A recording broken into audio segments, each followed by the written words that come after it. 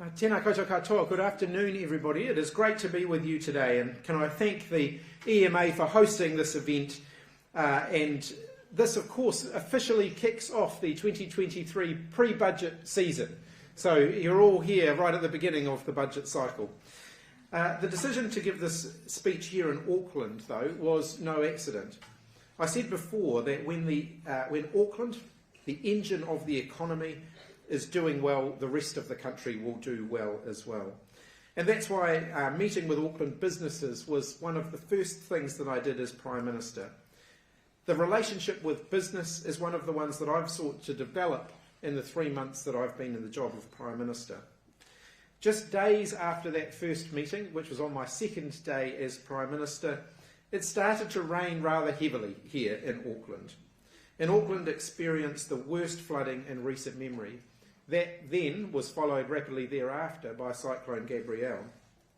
For many of you, I'm sure, that meant these past couple of months have felt like one step forward and 2 steps backwards all too often. Just as we were making progress with our borders fully reopened after COVID-19, tourists were returning, the weather gods decided to deliver us the worst and wettest summer in decades. But one of the things that I love about New Zealand and New Zealanders, and also about Auckland and Aucklanders in particular, and what we see time and time again, is that Kiwis step up and they get on with the jobs that are at hand, despite the enormity of the challenges that they might be facing.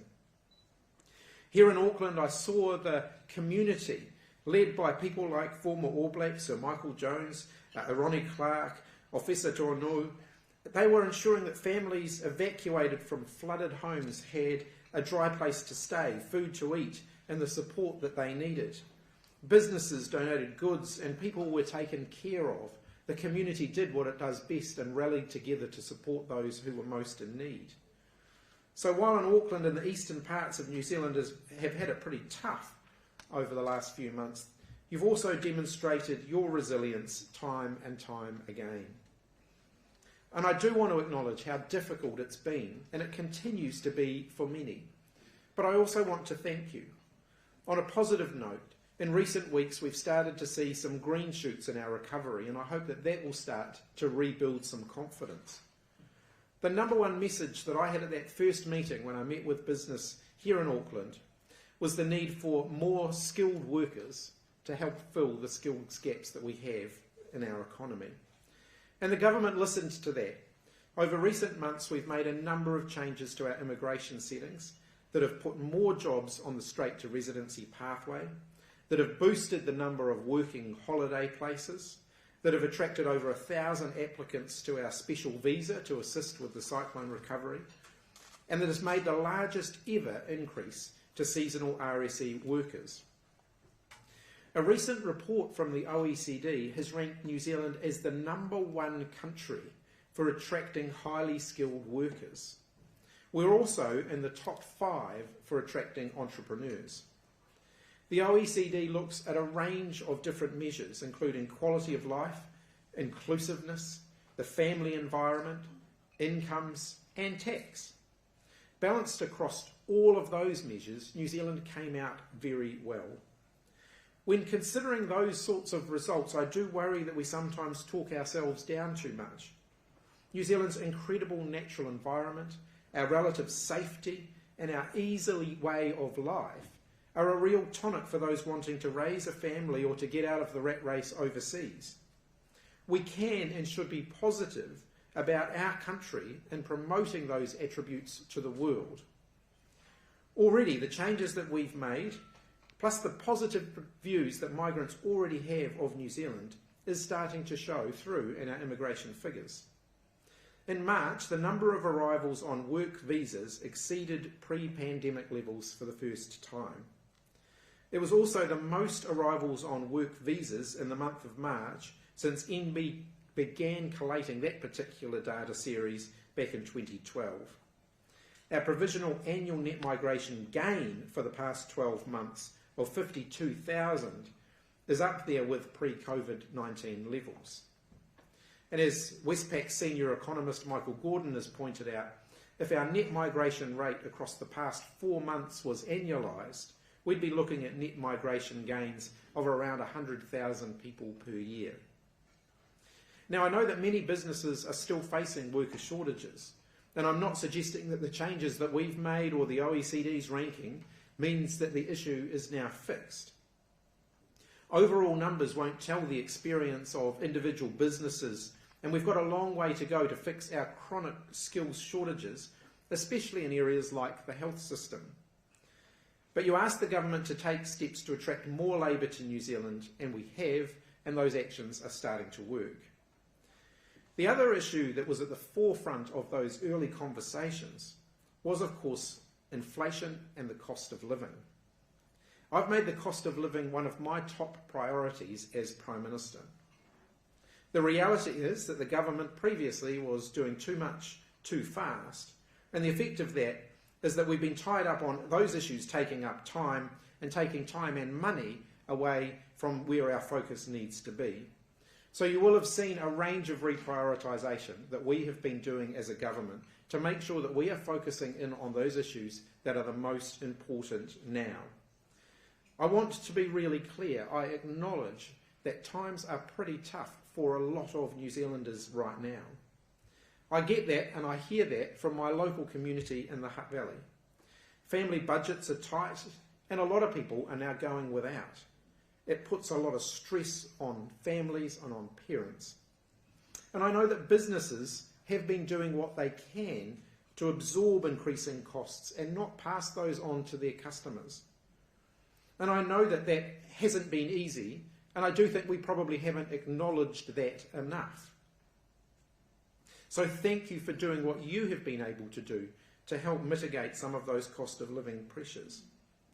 But with increasing input costs, supply chains that have been under pressure, and a very unstable global picture, there does come a point where businesses have no choice but to increase costs.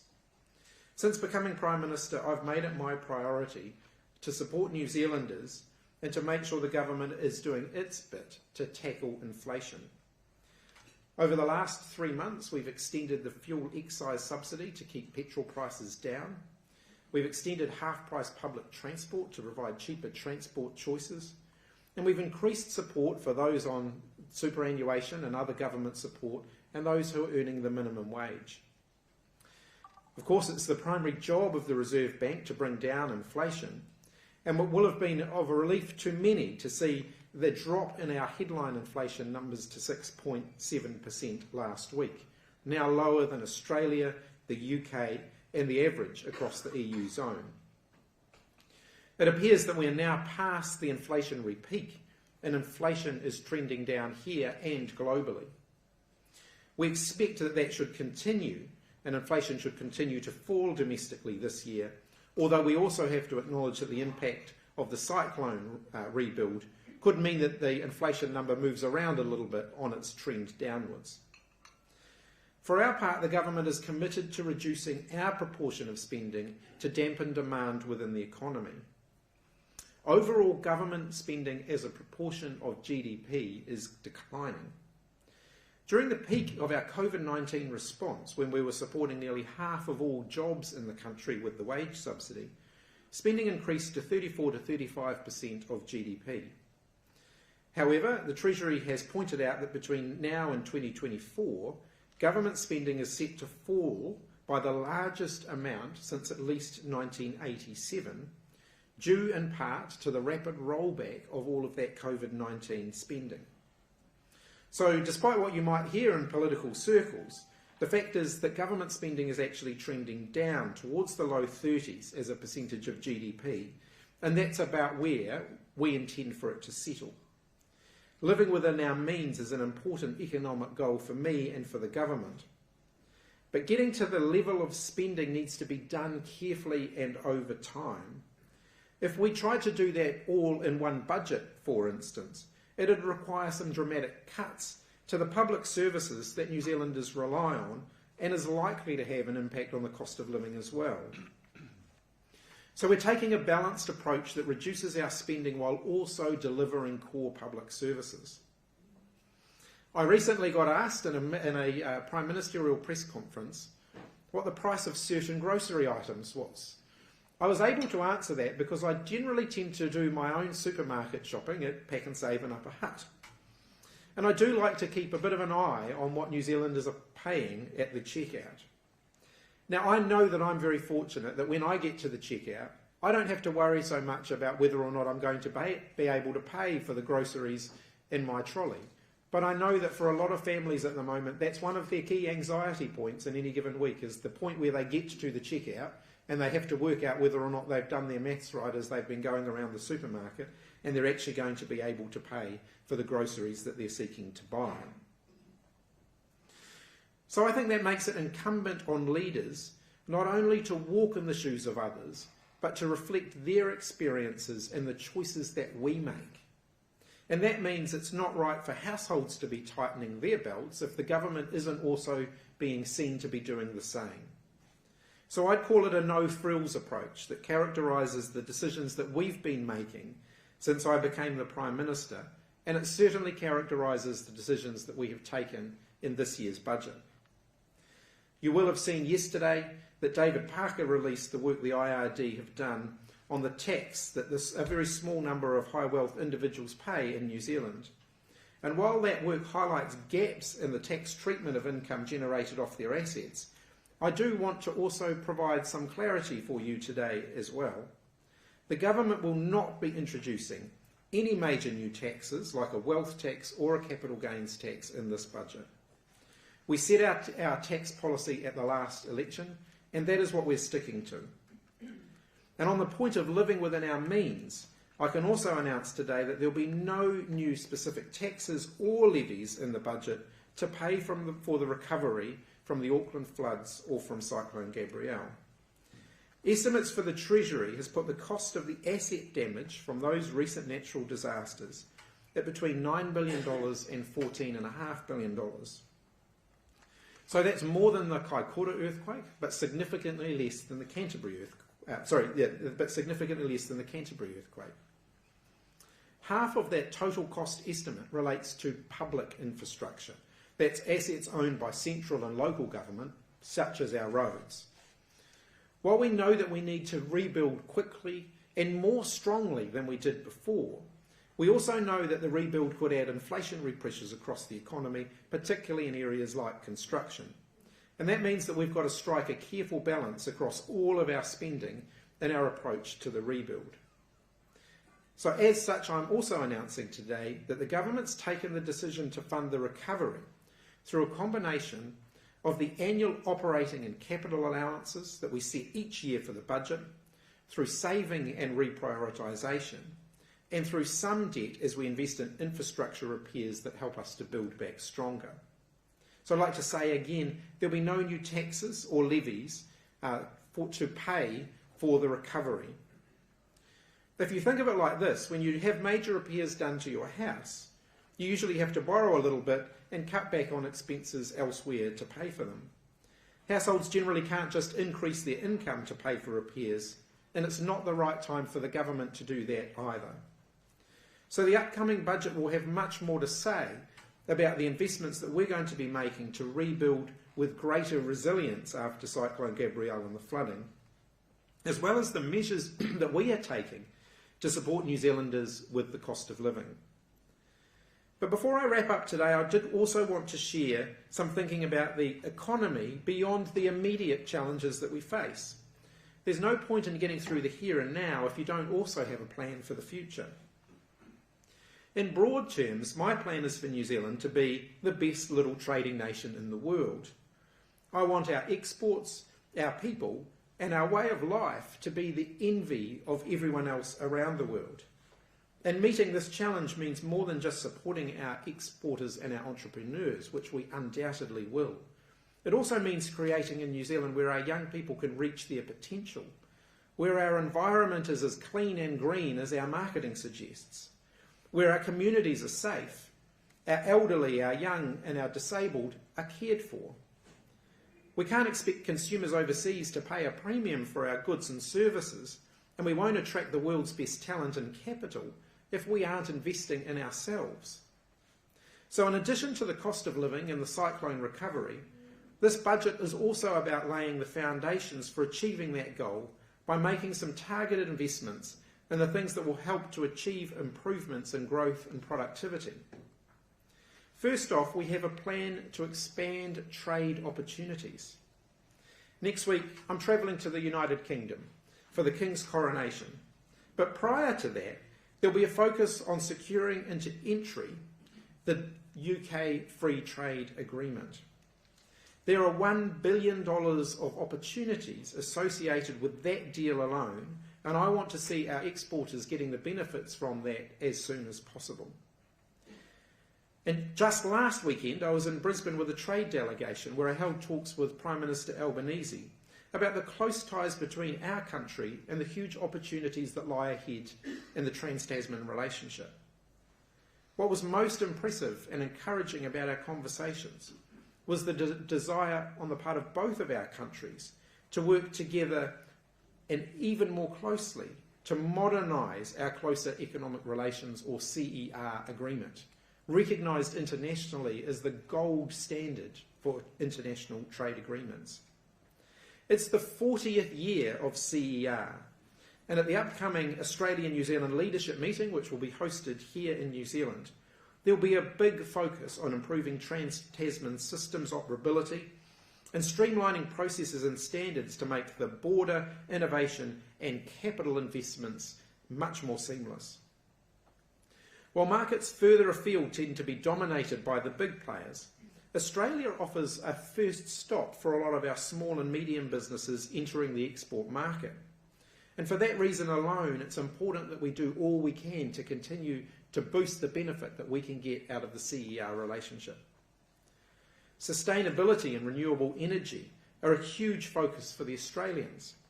Prime Minister Albanese told me he wants Australia to be a renewable superpower, and he envisages great opportunities for New Zealand businesses and startups in research. And I can't emphasise enough the Albanese government and Australia's desire to work with us to our mutual advantage. The relationship between our two countries has really been better than it is now. There is a very pro-Kiwi caucus within the Australian Cabinet.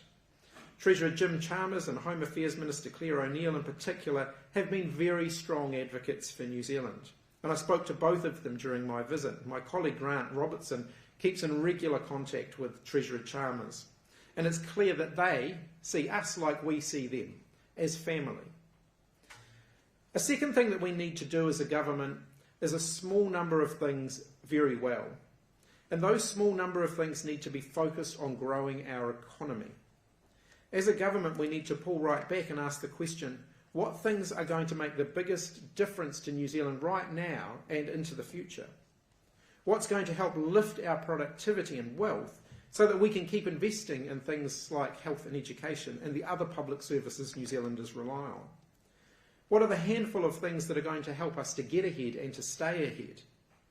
So I think it's worth the business community knowing that for me, my priority in this budget will be driving a focus on skills, on science, and on infrastructure investment, so that we can grow our economy and make it more secure.